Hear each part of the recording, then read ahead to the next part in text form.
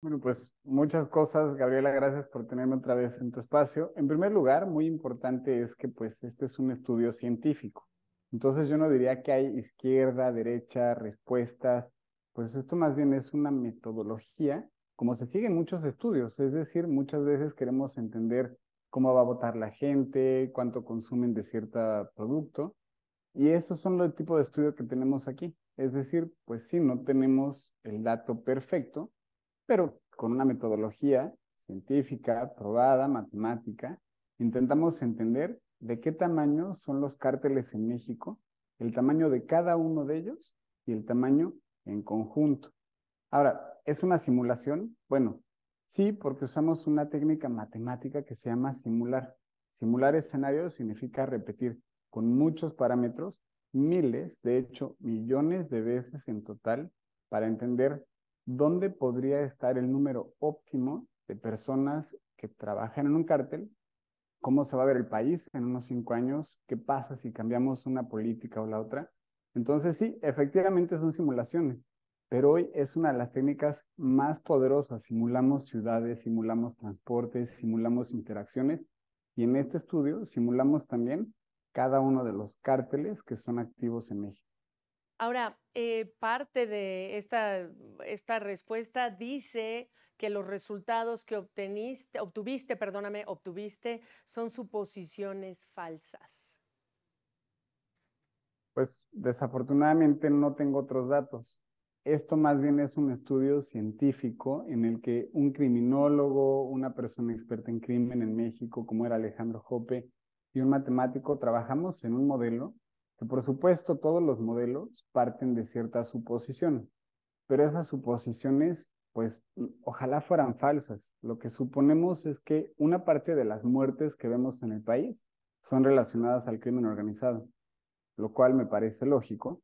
Y otra parte que decimos es que las personas que ingresan al sistema penitenciario, una parte de ellas son también pertenecientes al crimen organizado. Es decir, pues estas dos suposiciones es difícil pensar que fueran falsas.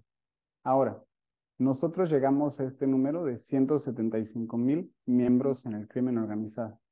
La forma en la que nosotros podemos validar nuestro estudio, por ejemplo, Eduardo Guerrero hace un estudio totalmente diferente y publica un número exactamente similar. Es decir, Eduardo Guerrero llega a los 175,000 miembros que decimos nosotros. Pues, aunque no son las mismas metodologías, lo que sí notamos es que la magnitud de cuántas personas trabajan en un cártel en México, al menos dos estudios diferentes coinciden. Y tercero, la DEA hace un par de meses hace un estudio y dice que al menos Cártel Jalisco y Cártel Sinaloa deben de tener como 40 y tantos mil miembros. Pues la misma magnitud dice nuestro estudio también. Entonces nosotros pensamos, bueno, si tres estudios te están diciendo lo mismo, pues más o menos tiene que ser uno de los cárteles en combinado, los 175,000 miembros que nosotros estimamos, o algo similar. No pensemos que el número es exacto, más bien hay un intervalo por ahí entre 160,000 y 185,000 miembros. Ok, el hecho de que se publique en la revista Science, ¿cómo te respalda? ¿Cómo respalda tu trabajo y el de los investigadores que participaron? Pues es una revista difícil de publicar un poco. La parte científica es que usualmente tú tienes un artículo y lo mandas con mucha emoción a una revista. Y en esa revista, pues dependiendo de si la revista es buena o no, te hacen comentarios, te aceptan o te rechazan. Science es de las revistas con mayor prestigio y eso quiere decir que también es de las que más rechazan artículos. Entonces, en Science se han publicado de las investigaciones más relevantes que hay en los últimos 100 años, están ahí. Eso quiere decir que hay un grupo gigantesco de personas que revisaron la metodología, las suposiciones, los resultados, la relevancia y dijeron pues que esto sí debería de estar en esta revista. Ahora, nos podemos enfocar en el mensajero, es decir que tienen otros datos, que es de derecha o lo que sea. Pero en realidad lo importante es el mensaje. El crimen organizado es gigantesco, es el quinto empleador más grande del país. Y esto lo está validando una de las revistas científicas más relevantes del mundo. pues creo que el mensaje debería de ser muy contundente y muy obvio. Tenemos un problema de crimen organizado en México enorme y nos tenemos que enfocar en el reclutamiento de esos grupos. En las dos preguntas que me faltan, el quinto empleador, ¿de dónde basaste tu fuente para dimensionar qué es el quinto empleador? Creo que ha sido una de las partes controversiales del estudio, porque pues yo lo que quería es siempre obtener un número y luego ese número qué, cómo se come, ¿no? O qué nos dice, cuántos son 175,000. Y el problema es que 175,000 suena mucho, pero pues siempre hay como que contextualizar, ¿no? Claro. Entonces, bueno, es similar a una población de la ciudad de, pues no, como que eso no nos servía. Entonces, a mí se me ocurrió, agrupemos a todos los cárteles como si fueran una única entidad, que es cierto, no lo son, no es una única entidad, más bien son cárteles que compiten entre ellos. Y pensemos, ¿qué pasaría si fueran una única empresa, como en qué lugar se encontrarían? Ahora, para publicar en Science necesitas tener fuentes muy formales y referenciables. Es decir, yo no puedo decir, pues le pregunté a mi primo y me dijo que en Coca-Cola hay 100,000 empleados. Entonces encontramos que la revista Forbes saca este estudio de las 500 empresas más relevantes de México. Ese estudio lo realizan año con año y en el mes de junio publican, junio de 2022, porque el estudio se hizo el año pasado, publican este número que nos dice cuántos empleados tienen las empresas más grandes de México. Pues lo único que hice fue tomar las de hasta arriba y ubicar los cárteles en el lugar en el que están. Bien. El quinto empleador más grande del país.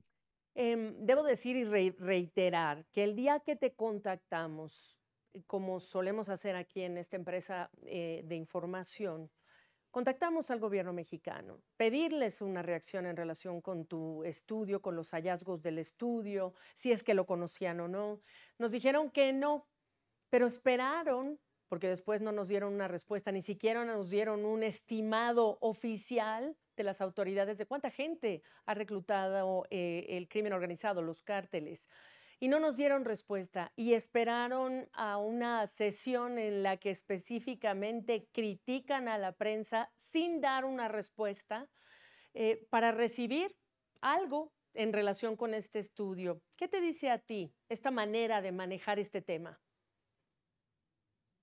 Pues mis expectativas tal vez ya no eran muy altas, pero la manera en la que es exhibido, digamos, el científico, aquí me tocó ser a mí, porque yo publiqué el artículo, pero la manera en la cual solo toman mi foto y me dicen, bueno, pues es que este sujeto es de derecha y entonces nos está atacando.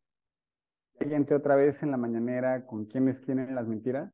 Mentiroso yo, pero si lo único que hice fue un estudio científico, matemático, lo quise poner en referencia a mi país, quise proponer una estrategia mejor de seguridad, porque a eso he dedicado 14 años de mi vida. ¿Cómo es posible que ahora soy llamado mentiroso? Y además en un foro tan grande, porque pues desafortunadamente yo lo que tengo como herramienta es Twitter. Y entonces pues yo no tengo un mecanismo de defensa para contestar. Ahora bien, si no son 175,000 porque mi número es falso, lo cual podría ser, digo, la ciencia es así, la ciencia es un proceso de aprendizaje, de hacer hipótesis y de contrastar. Si no son 175,000, ¿cuántos sí? ¿Qué número defiende el gobierno? Porque nada más decir que es falso, sin un sustento y del otro lado, ¿qué estudio tienen ellos? ¿Qué censo, qué conteo han realizado para estimar el tamaño de la población? Bueno, pues sería válido y posiblemente me hubiera equivocado yo. Pero nada más irse contra el mensajero y decir que es que nos está atacando por conservador, pues honestamente sí me deja mucho que desear y me dice que nos tenemos que enfocar ya en el siguiente sexenio. Candidatas, ustedes tienen un espacio muy relevante para cambiar la trayectoria que tiene nuestro país.